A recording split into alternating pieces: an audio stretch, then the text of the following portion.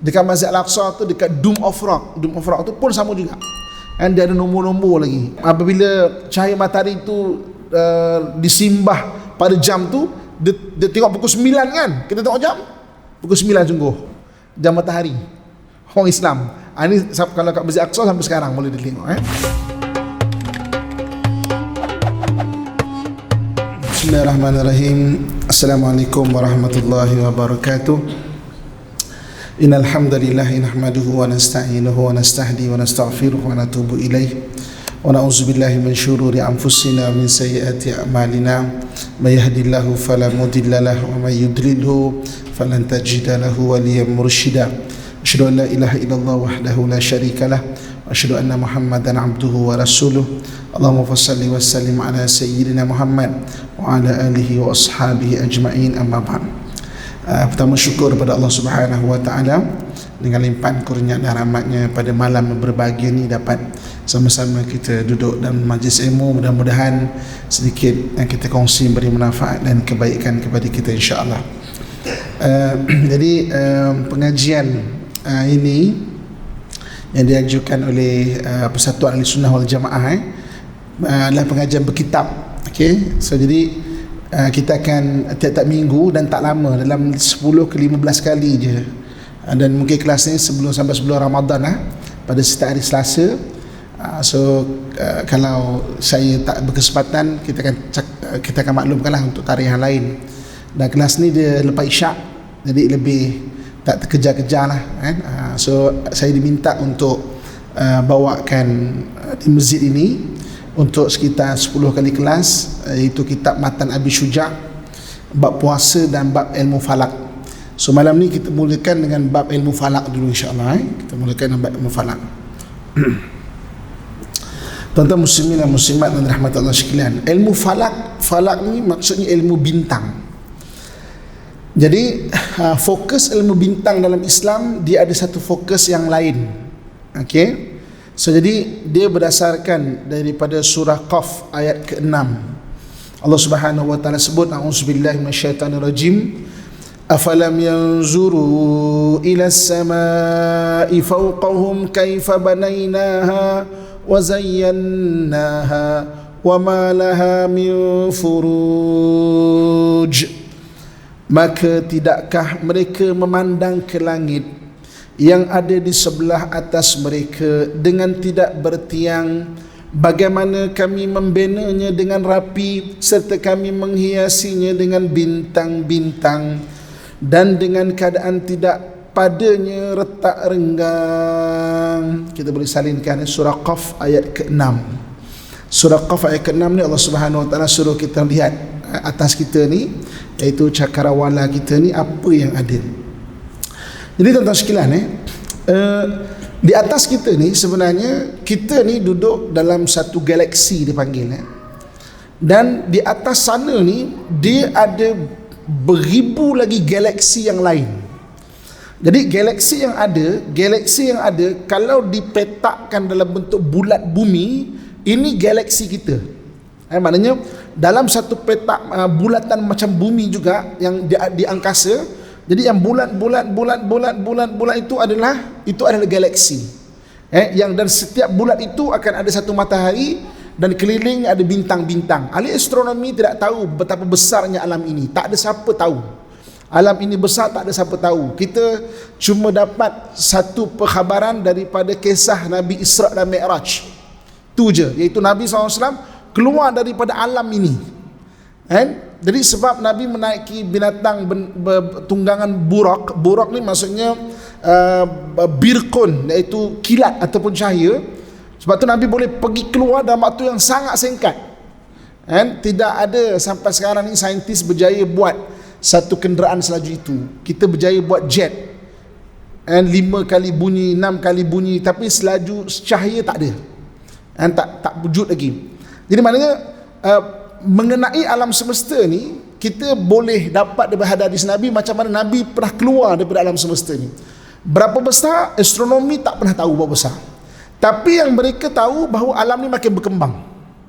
Maknanya kalaulah cakrawala ni dia dipetakan macam bulat, macam bumi, macam yang kita tengok gambar ni, Mana dia makin besar, makin besar, makin besar, makin besar.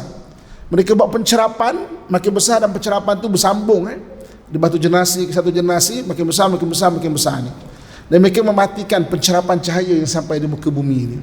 Ini asas kepada surah Qaf ayat ke-6, asas kepada ilmu falak ataupun ilmu bintang lah dalam Islam ni. Okey. Kita cerita mengenai galaksi kita. Dalam bahasa Melayu dipanggil Bima Sakti ataupun Milky Way. Dalam bahasa saintis dia, Milky Way ni dia punya bentuk dia macam bulat ring macam tu lah. Ia adalah galaksi tempat kita tinggal sekarang, yang terdapat sistem suria kita sendiri. Milky Way kalau orang barat memanggilnya berasal daripada bahasa Latin Galaxias Kalos. Dan Bima Sakti ada, kita ni bersaiz sederhana, terdapat 100 ke 300 bilion bintang dan saiz. Dengan saiz ia memiliki 100,000 tahun cahaya. Ini kiraan bukan kilometer dah, ini kiraan cahaya dah. So maksudnya ini pun bersaiz sederhana. Okey.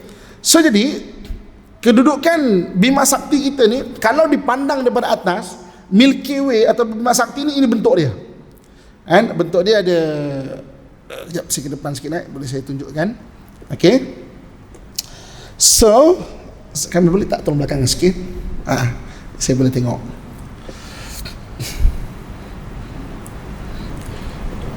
Boleh? Okey.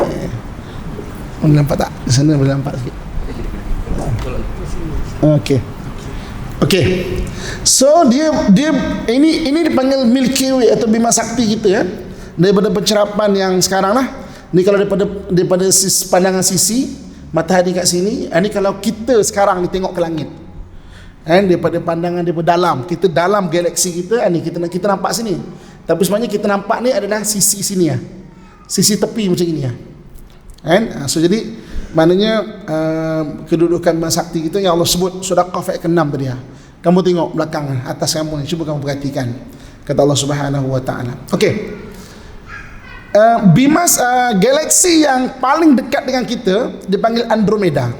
Okey, Andromeda ni sebenarnya suatu orang astronomi Islam bernama Abdurrahman As-Sufi. Dia yang mula-mula kata sebalik kita punya alam semesta ni ada alam semesta yang lain. Kemudian diperdebatkan sehingga pada tahun 1925 Edwin Hubble dapat mencerap bintang di situ. Ia 2 kali Bima Sakti dengan memiliki diameter 220,000 tahun cahaya. Kita 100,000 tahun cahaya tadi. Ni 2 kali ganda lebih besar. Dia ada 1 trilion bintang. Kita tadi 100 hingga 300 bilion bintang. Dia ada 1 trilion bintang. Jadi Andromeda ni, ini Andromeda. Kejadian Andromeda ni sebenarnya dia dua galaksi yang berlanggar, menjadikan dia adalah memang besar lah. Dia adalah 2 galaksi yang berlanggar. So jadi memang astronomi cakap, adakah besok kita punya ni Milky Way dengan Andromeda ni juga akan berlanggar pula? Adakah kita juga akan berlanggar antara galaksi ni pula? Sebab Andromeda ni ada pelanggaran 2 galaksi. Okey. Jadi kalau kita tengok, adakah Andromeda ni akan bertembung dan Bima Sakti? Ada 3 surah yang Allah sebut dalam Quran, wallahu alam.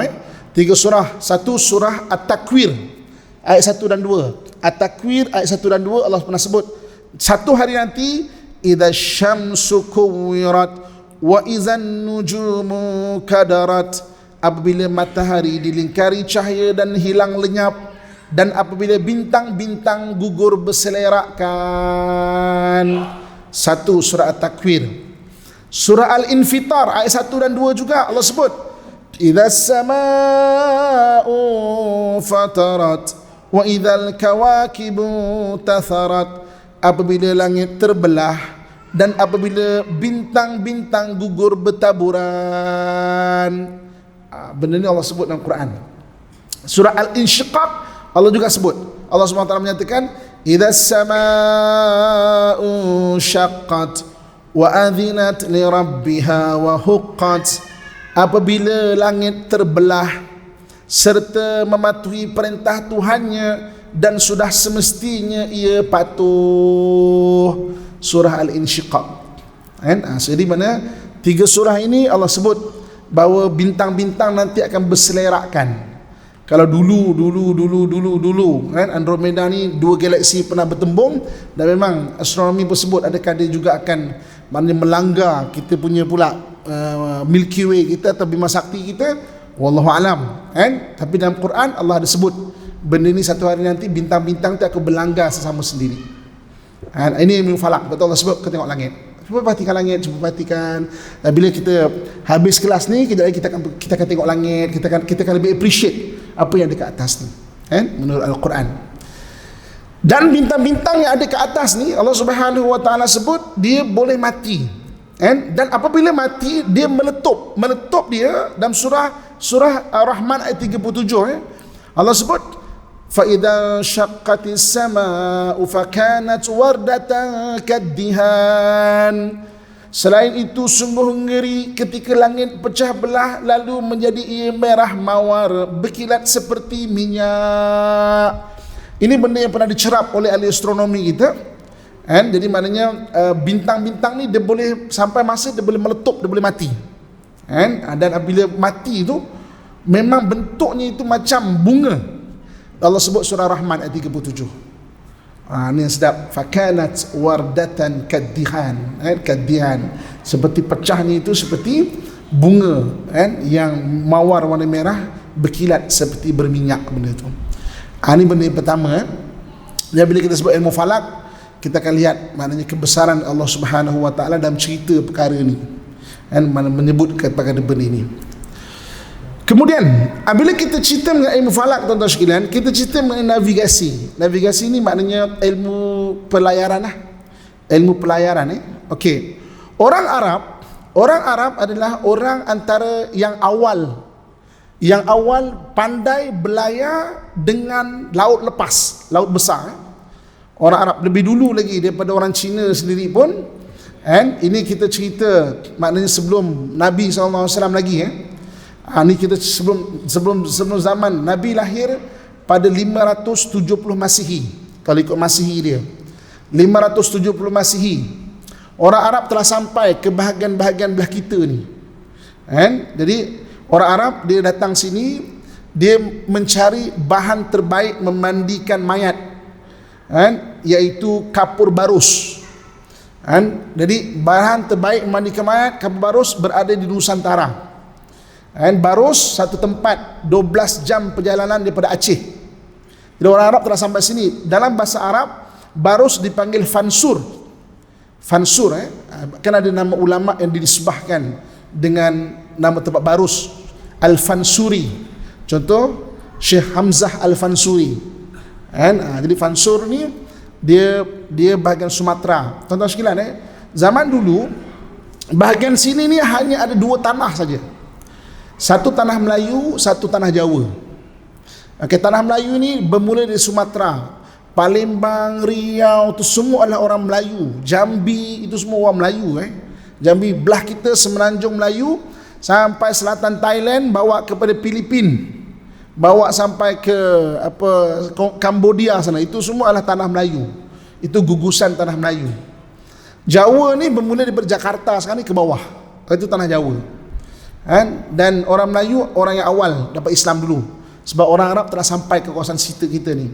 Balik tuan-tuan sekalian, Google nama Barus, dia gerbang pertama Islam sampai. Waktu tu Rasulullah hidup lagi. Tapi benda ni kita tak banyak tahu. Tapi sekarang bukan rahsia dah. Kajian telah dibuat, dah universiti-universiti banyak dah buat kajian. Islam datang ke Nusantara waktu Rasulullah hidup lagi. Cuma belum jadi sebuah kerajaan. So takrifan penjajah kata kita dapat Islam lambat, maknanya sebuah kerajaan Islam Melaka atau kurun ke berapa, kerajaan Islam Terengganu itu kurun ke-11, kurun ke-12. Tapi Rasulullah ada lagi, maknanya Islam telah sampai. Type Barus kat Google, Barus gerbang pertama Islam di Nusantara, dia gerbang pertama. Tapi waktu itu belum sebuah kerajaan, baru masyarakat yang telah Islam. Dan kajian menyatakan bahawa waktu Rasulullah SAW ada lagi orang Arab telah sampai ke sini. Allah sebut dalam surah Quraisy, li'ila fi Quraisyin ila fihim rihlatasyita'i was-saif. Dan orang Quraisy tu dia biasa mengembara. Kan kalau dalam jalan darat musim sejuk ke Yaman, musim panas ke Syam sekarang Syria lah. Dan juga maknanya laluan-laluan lautnya. Okey. Dan orang Arab adalah orang yang pertama menggunakan bintang utara tu sebagai rujukan pelayaran jauh, pelayaran laut lepas, dan dia mula membuat navigasi. Mula-mula pakai ibu jari macam ini je. Kalau kita tambahkan maksudnya literature review kita, ataupun boleh sekarang ni banyak benda-benda fakta-fakta yang bagus boleh dibaca lah untuk rujukan awal kan di Google Scholar. Bukan Google yang sekarang ni, Google sekarang ni mengagut macam benda kan. Type Google Scholar, kat situ tuan-tuan boleh search benda-benda yang diiktiraf oleh universiti sendiri pun. Benda-benda ini benda yang bukan rahsia dah. Mereka dah mula kongsikan dekat umum benda-benda ni. Jadi maknanya orang Arab telah mula berlayar lah, dan mereka orang yang menggunakan bintang utara tu sampai ke sini tu. Ini antara alat-alat navigasi yang dibuat sampai Sixtan ni Zatus Sudus. Alat ni saya ada waktu saya belajar ilmu falak, tapi malam ni saya tak bawa lah. Waktu saya ngajar benda ni dekat Masjid Hasanah Bangi tu, saya bawa benda ni. Ni benda ni benda ni dia boleh cerap bintang dan boleh catatkan koordinat dia, macam bulan ke bintang ke, untuk mencari arah sesuatu arah lah. Ni Sixtan. Ini semua adalah permulaan, adalah maknanya orang Arab yang bina. Okey. Jadi setelah kita tengok tadi, daripada ilmu falak ni dengan bintang ni juga wujudnya ilmu navigasi. Dan apabila berkembang kompas, orang Cina mula buat daripada ilmu bintang ni mereka cuba buat kompas, barulah berkembang ke barat. Waktu tu barat dark age, dia tak kerti benda-benda ni pun. Dia berlayar tapi secara sungai macam tu je. Contoh macam orang-orang Viking, dia bukan berlayar ke laut lepas yang besar tu.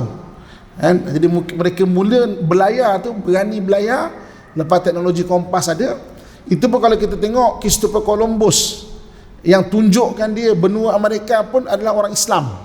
Dia punya tim tu adalah orang Islam Morocco.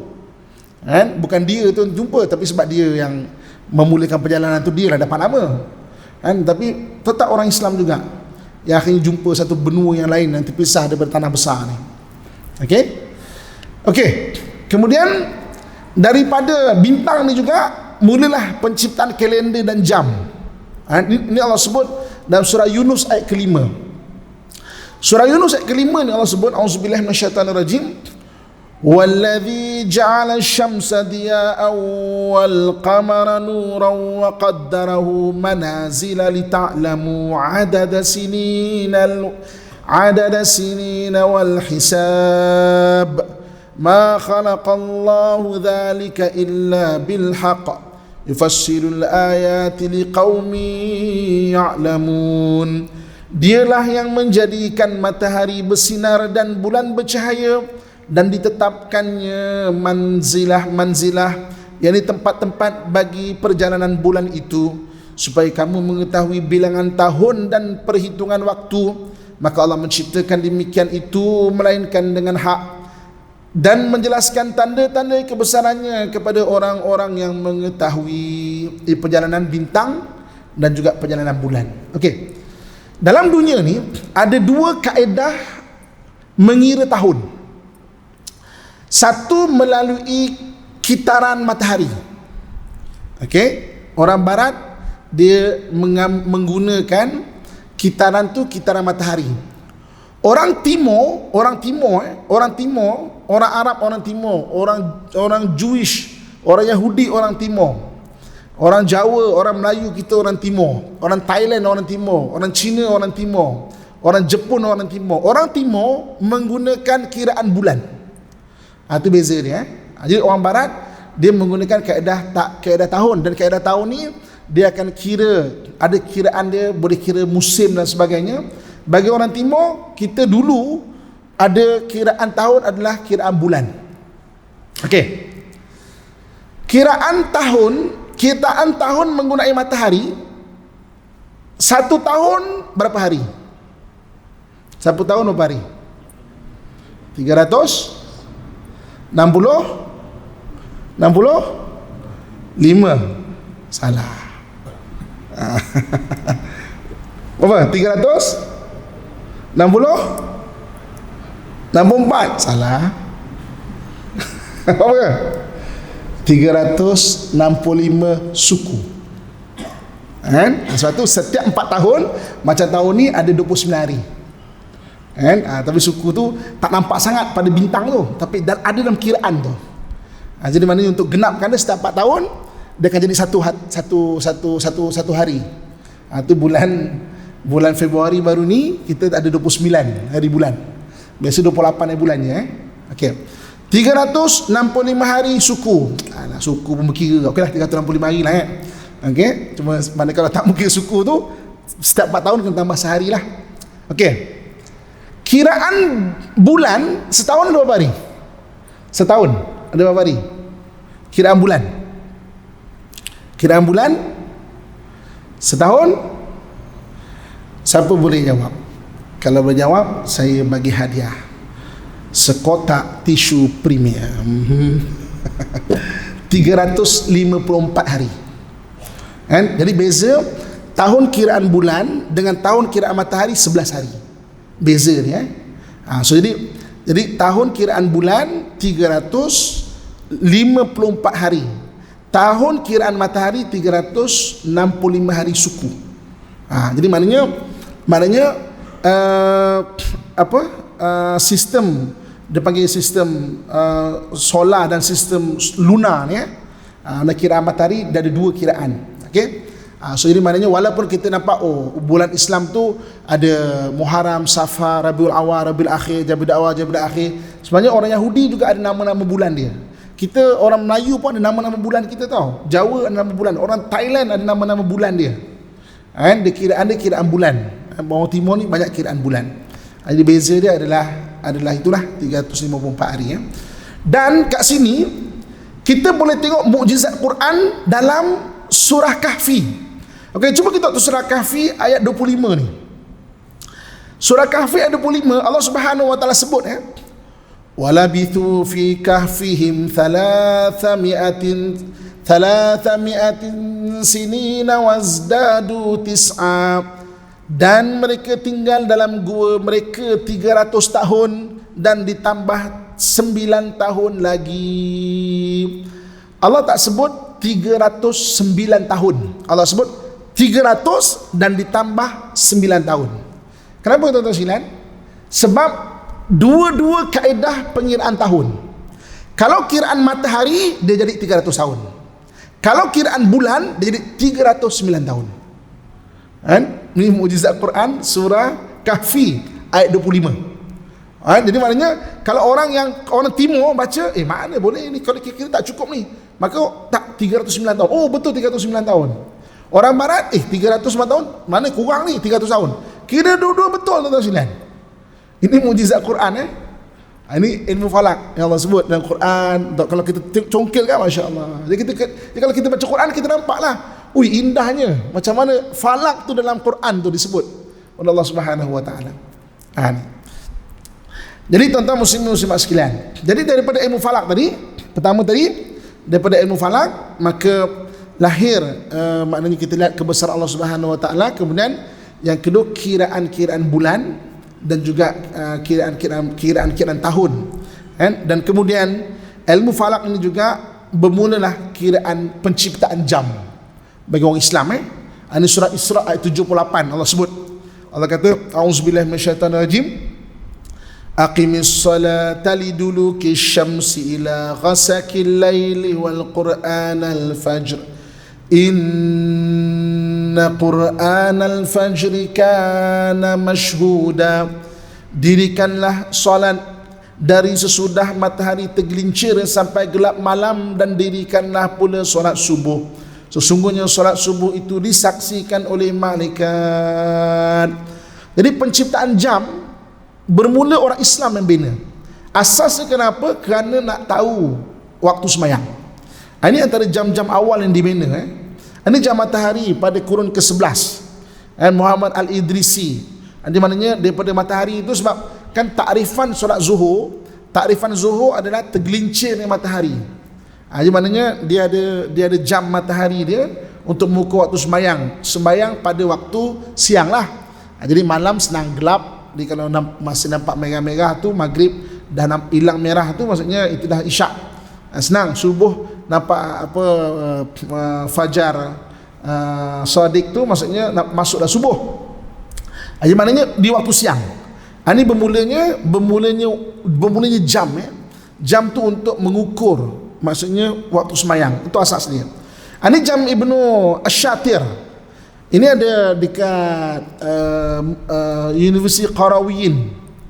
Okey, maknanya sampai sekarang masih ada. Ini jam-jam. Semua ni adalah mengukur waktu sembahyang.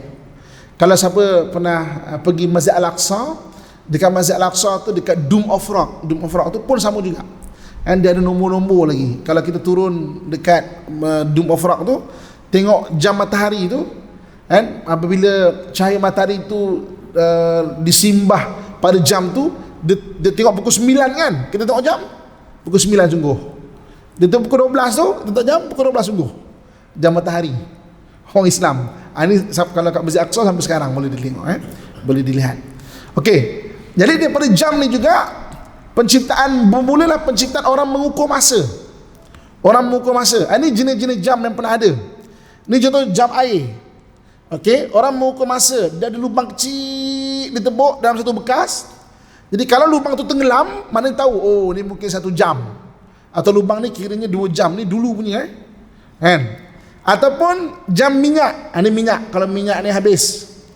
Ni jam pasir. Jam pasir tu biasalah. Okey, jam lilin sama juga. Kan? Ni dulu. Jadi apabila selain daripada ukur waktu sembahyang tu, mereka sudah mula appreciate waktu. Sebab tu kalau kita tengok dalam Islam, banyak ayat-ayat mengenai waktu kan. Wadduha wal fajri, kan, apa lagi? Wal laili. Maksudnya banyak mengenai waktu. Jadi ini jam-jam dululah. Okey. Ni sebelum wujudnya jam moden yang kita pakai kat tangan ataupun yang kat belakang ni. Ni maknanya orang Islam mendahului benda-benda itu semua. Okey. Kemudian kita dah tengok macam mana perkiraan bulan bagi ilmu falak, kemudian perkiraan mengenai jam, kemudian pencarian kiblat. Okey, pencarian kiblat. So kiblat bagi orang Islam bermula di Baitul Maqdis. Itu kiblat pertama kiblat pertama. Okey. Jom kita tengok dia punya sejarah dia. Kalau tahun dia yang membangunkan Baitullah tu makna masjid Masjid Haram sekarang Al-Masjid Haram, Kaabah kita tu adalah Nabi Ibrahim AS. Nabi Ibrahim itu tarikh dia 1800 tahun sebelum Masihi. Nabi Ibrahim ni 1800 tahun sebelum Masihi. Kita 2020, maknanya lebih kurang dalam 4,000 tahun lah daripada kita. Itu Nabi Ibrahim Okey. Yang bina masjid, yang membangunkan Masjid Al-Aqsa adalah Nabi Sulaiman. Nabi Sulaiman 950 tahun sebelum Masihi. Jadi maknanya ada perbezaan 950 tahun sebelum Masihi. Okey. Yang menariknya, Kaabah tu dia bukan segi empat sama tau. Kaabah tu kan, dinding sebelah rukun Yamani dan juga Hajar Aswad yang kita kalau nak mulakan tu kan, dengan dinding Hijr Ismail tu dia sama lebar. Kemudian yang pintu Kaabah tu kan, dengan yang belakang tu sama lebar. Dia bukan segi empat sama tau. Dia bukan sama. Dia segi empat tepat sini dengan sini, sini dengan sini. Skala tu dibesarkan sebanyak 40 kali. Itulah besar Masjid Aqsa. Sama tuan-tuan. Masjid Aqsa tu sini dengan sini lebarnya sama, sini dengan sini sama. Dan Kaabah kita tu sebenarnya dia sampai Hijr Ismail tau. Kan? Dia itu Kaabah kita sampai Hijr Ismail. Jadi mana lebar tu dibesarkan skala dia Sama tuan-tuan sekalian. Sebab itu bila orang kita orang moden ni, bila ilmu matematik ni telah berkembang, orang makin nampak kebesaran Islam tu dan kebesaran agama yang Allah SWT turunkan tu. Dan ramai ulama berijtihad, maknanya orang yang meletakkan batu asas Masjid Aqsa dan Masjid Al-Haram atau Kaabah tu adalah orang yang sama. So mereka bahaskanlah siapa orangnya. Ada kata Nabi Adam AS, ada kata Nabi Ibrahim AS, tapi membangunkan jadi sebuah bangunan. Nabi Ibrahim bangunkan Kaabah, Nabi Sulaiman membangunkan Baitul Maqdis. Okey. Jadi kiblat untuk solat waktu itu adalah Baitul Maqdis. Apa itu Kaabah apa? Kaabah adalah tempat untuk ibadah haji. Itu beza dia. Dan solat adalah sini ibadah haji. Sampai pada tahun kedua Hijrah, pada 15 Syakban, waktu tu Nabi SAW sedang solat dekat Masjid Qiblatain dekat Madinah. Waktu tu solat asar. Okay, katakanlah sekarang ni saya menghadap ke Baitul Maqdis, saya solat macam ni kan. Saya pun sembahyang kan. Naik rakaat ketiga dan rakaat kedua, Allahu Akbar, turun ayat ini, surah Al-Baqarah ayat 144. Allah kata apa? Fawalli wajhaka syatral masjidil haram. Nabi naik rakaat ketiga tu, Nabi terus paling ke belakang. Kan? Okey, Nabi langkah setapak. Sahabat tak tahu tau. Semua sahabat macam, apa hal ni? Sebagai laluan, Nabi ke depan. Sampai ke depan, baru sahabat semua berpaling. Jadi habis solat, sahabat tanya kepada Rasulullah, kenapa tiba-tiba engkau berpaling? Maka Allah Subhanahu Wa Taala sebut bahawa hari ini palingkanlah, maksudnya ibadah solatmu juga ke Baitullah. Orang Yahudi ketika dengar benda ni datang ramai-ramai pada Nabi kita Muhammad SAW. Wahai Muhammad, janganlah paling. Jangan paling tolonglah jangan paling. Baitul Maqdis maknanya itu memang kiblat pertama. Kan? Mereka beramai-ramai tak bagi Nabi kita untuk paling. Tapi bukan sebab Nabi kita, Allah SWT yang suruh. Rupa-rupanya mereka menyimpan satu rahsia. Apa dia? Besok Nabi akhir zaman, antara tanda dia akan menyatukan arah antara haji dan solat pada tempat yang sama. Patutlah ketika Nabi berpaling semua macam gempa. Betul lah. Jadi sebahagiannya masuk Islam, sebahagian macam Muhammad tolonglah janganlah paling. Jadi Nabi pun tak tahu bukan saya nak berpaling ataupun tak, Allah yang perintahkan. Maka sebagai ahli kitab datang menabi Muhammad, aku menyaksikan bahawa engkau adalah Rasul. Kan? Kenapa? Kerana kami menyimpan satu rahsia. Nabi akhir zaman itu dia akan menyatukan arah antara haji dan juga solat. Kan? Okey. Jadi apabila bermulanya kiblat ni di situ, mana-mana orang Islam perlu menghadap pada situ. So ilmu falak digunakan sekali lagi untuk mencari arah kiblat. Jadi antaranya adalah ni kalau cara nak cari matahari dengan melihat bayang matahari Okey, kalau nak betul-betul tepat setahun ada 2 waktu. Matahari betul-betul atas Kaabah waktu tu. Tapi masa dia waktu Malaysia adalah pada 27 dan 28 Mei pada 16 petang dan 15 dan 16 Julai pada 5.28 petang. Ini 2 tarikh. Kalau kita nak tahu kiblat kita, 2 benda ni, 2 tarikh ni, waktu-waktu kita petang, pacakkan matahari, pacakkan satu kayu, itu tepat betul-betul. Sebab mata tu matahari betul-betul atas Kaabah. Jadi bagi kita di Nusantara pada pukul 5 petang lebih kurang pada bulan Mei sekali, bulan Julai sekali. Kan pergerakan matahari itu kan dia tak sama Jadi ada 2 masa. Ni kalau kita nak tengok betul tepat melihat Kaabah kan.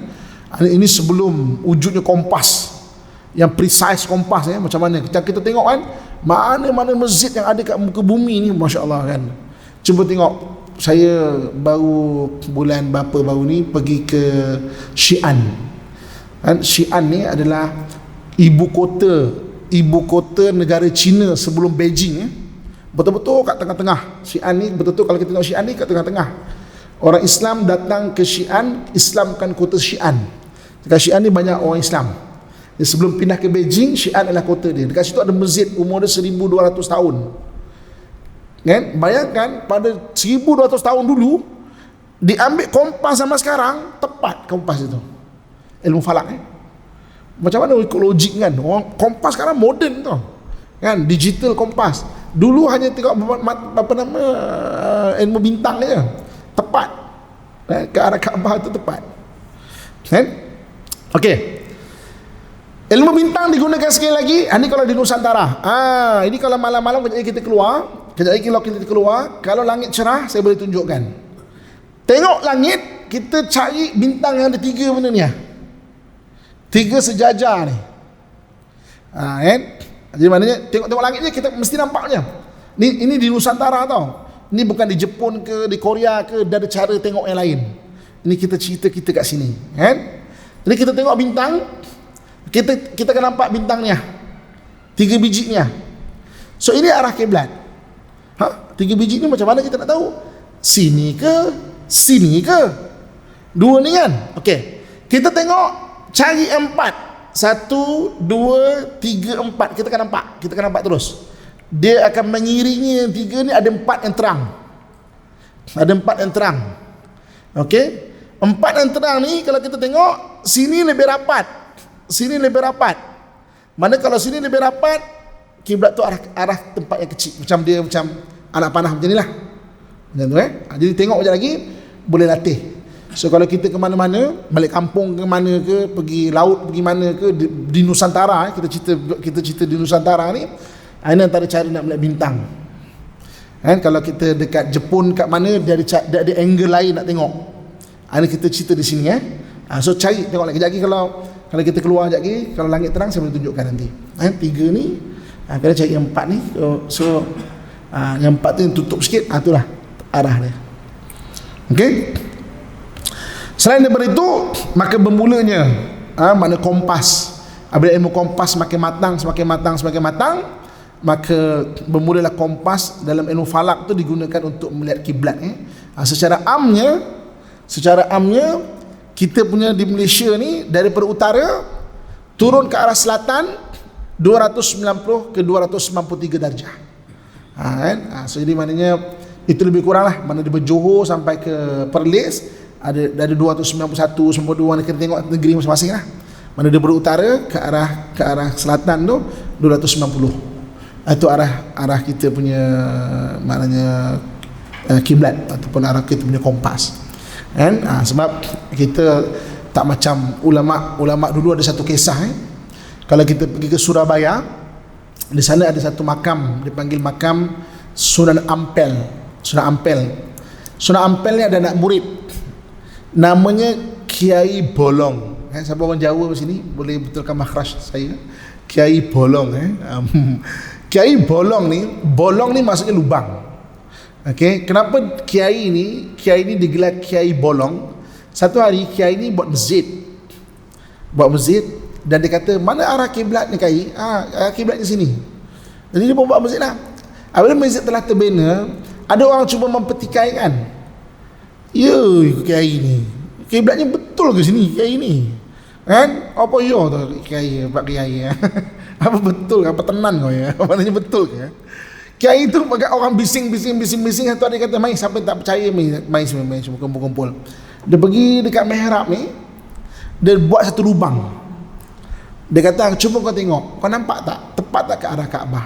Orang tengok, nampak Kaabah, tuan-tuan. Itu karamah para wali. Nampak. Dan sebab apa cerita ni boleh dinaratifkan, sebab saksinya bukan seorang, berpuluh-puluh orang tengok. Ui, betul nampak Kaabah lah. Waktu tu itu karamah para wali dulu. Itu dia panggil Kiai Bolong. Nak tahu sejarah dia lebih, boleh Google. Sekarang kan dah banyak orang kongsikan.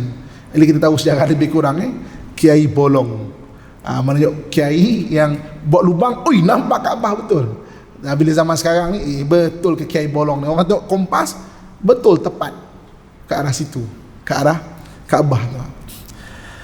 Jadi muslimin dan muslimat rahmatullah sekalian, sebagai kesimpulannya, so ilmu falak Islam dia ada 6 perkara yang penting. Pertama sekali, melihat kebenaran Islam. Jadi rukun Islam kan ada 5 kan. Sebenarnya bila kita tengok mendalami ilmu bintang dan sebagainya, kita tampak kebenaran Al-Quran itu membenarkan syahadah kita lah. Kita kan bersyahadah asyhadu an la ilaha illallah wa asyhadu anna Muhammadar Rasulullah, aku bersaksi tiada Tuhan melainkan Allah, aku bersaksi bahawa Rasul itu pesuruh Allah.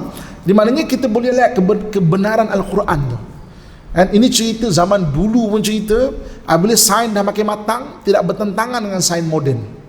Bayangkan ilmu-ilmu falak, contoh dulu ahli astronomi dulu semua sebut bahawa matahari ni statik, diam. Yang mengelilingi matahari adalah bintang-bintang. Tapi Quran sebut wasyamsu tajri li mustaqarrin laha. Mana matahari juga bergerak di atas paksinya. Kurun ke-20 ni ahli saintis boleh mengakui matahari ni juga bergerak di atas paksi dia. Quran sebut lama lah benda ni. Jadi ini benda-benda yang maknanya menceritakan kebenaran Al-Quran, syahadah kita lah. Okey, kemudian asas ilmu falak bagi orang Islam, pelayaran lah untuk haji. Sebab kita daripada Nusantara ni nak pergi, ni dulu cerita dulu nak pergi ke Mekah tuan-tuan sekalian, kalau tersilap tak jumpa tanah besar ni, masuk tengah-tengah lautan Hindi tu ke sana tu, mau sampai kutub utara tu kan. Tiba-tiba ke sana tu. Tapi maknanya betul arah tu kan dengan bintang tu kan. Sebenarnya untuk pelayaran lah dulu haji. Hitungan tahun ni berkaitan dengan zakat. Kan kalau kita zakat perniagaan maknanya atau zakat wang simpanan kan ada haul dia. Ada nisab dia, ada haul dia, cukup setahun. Setahun tu adalah setahun kiraan bulan, bukan kiraan matahari. Maknanya setahun tu 354 hari punya kiraan. Kalau kita simpan duit 354 hari, tu kena bayar zakat.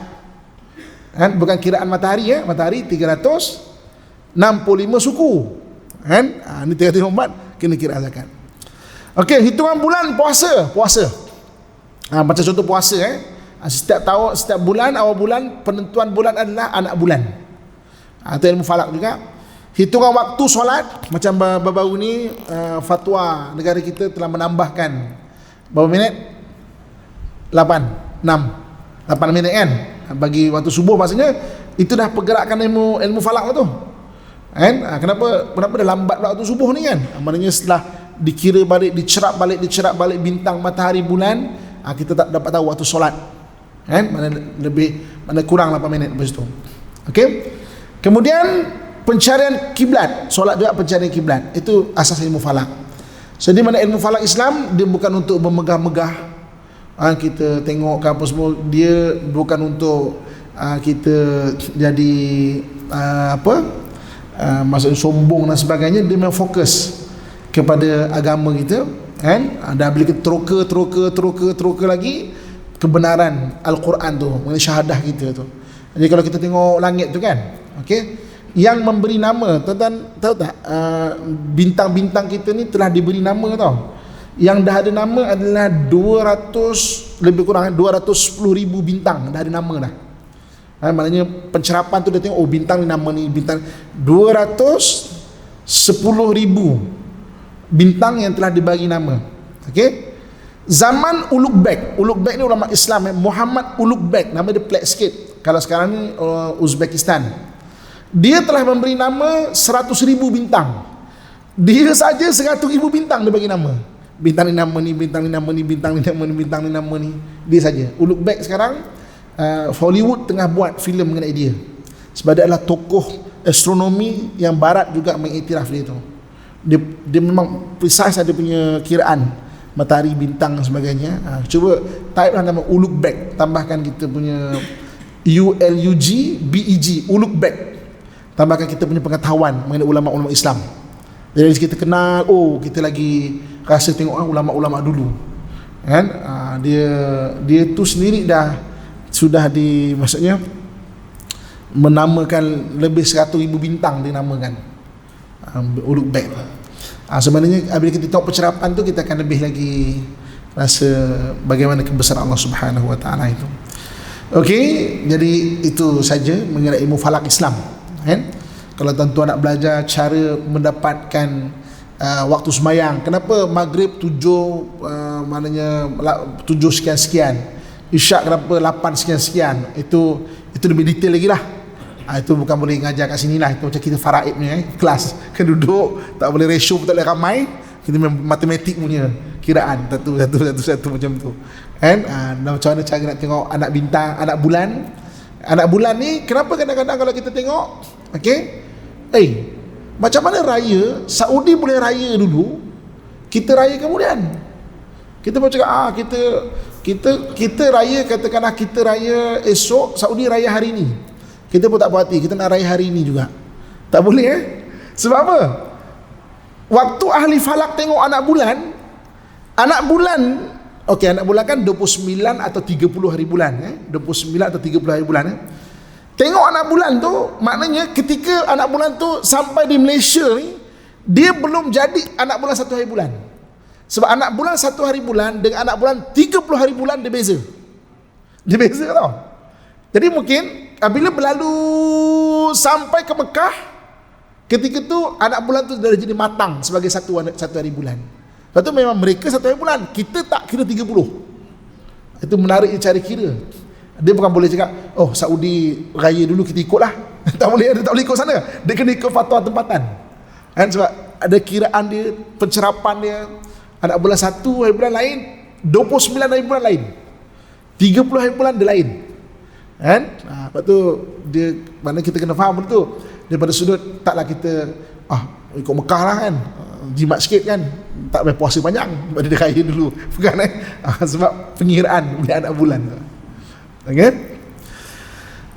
saya rasa setakat saya dulu lah perkongsian kita mengenai asas pada ilmu falak sebelum kita pergi kepada kitab Matan Abi Suja'.